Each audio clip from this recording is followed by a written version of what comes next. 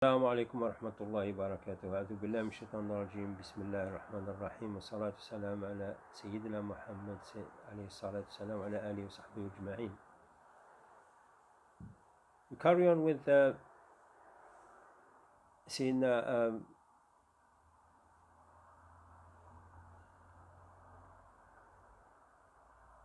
Ismail alayhi salam, where he was buried in Hatim area close to the grave of his honorable mother.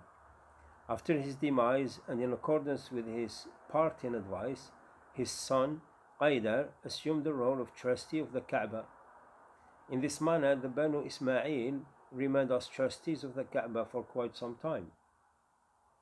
With the passage of time, hostilities and aggression erupted between the Banu Ismail and the Banu Jurhum. In due course, the latter prevailed and subsequently established their rule over Mecca. Before long, the Jurhum tribe rulers unleashed an aggressive bout of tyranny and cruelty over the people of Mecca. This ruthless brutality drove the Banu Ismail out of Mecca and forced them to settle on the outskirts. When their brutal tyranny, ghastly immorality, and their disrespect of the Baytullah went beyond tolerable boundaries, all the Arab tribes joined hands to challenge their transgressions. As a consequence, the Banu Jurhum were compelled to flee from Mecca.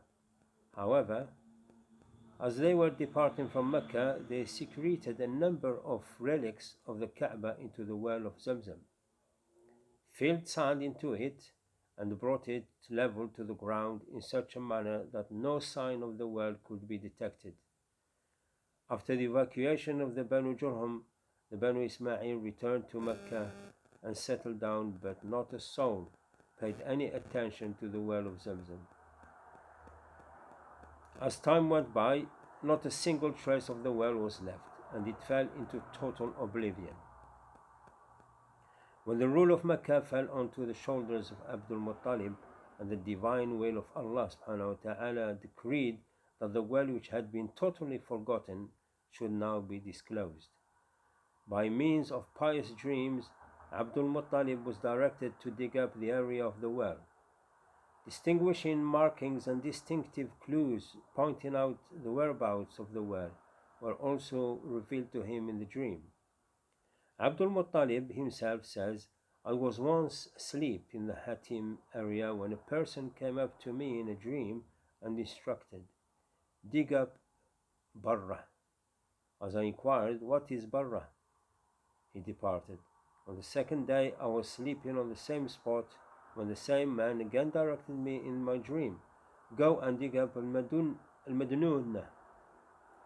When I asked him, 'What is Al-Madnuna?' he went away. On the third day, I was sleeping at the same spot when he again appeared in my dream and commanded, 'Go and dig up Tayyiba.' As he inquired what Tayyiba is, he once again headed off. On the fourth day, he ordered me, 'Go and dig up Zamzam.'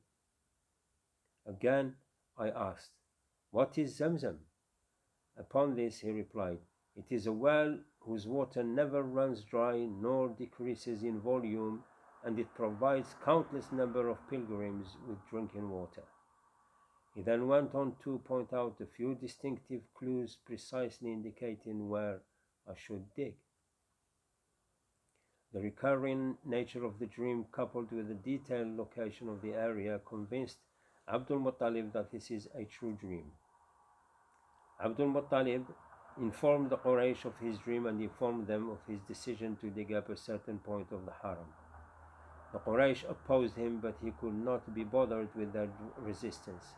Hoisting his pick and shovel, he set out with his son Haris and commenced digging at the designated spot. Abdul Muttalib would go on burrowing whilst Haris would scoop up and dispose of the sand. On the third day, he came across a deep hole. Out of extreme delight, he burst out chanting, 'Allahu Akbar, Allahu Akbar.' He then happily remarked,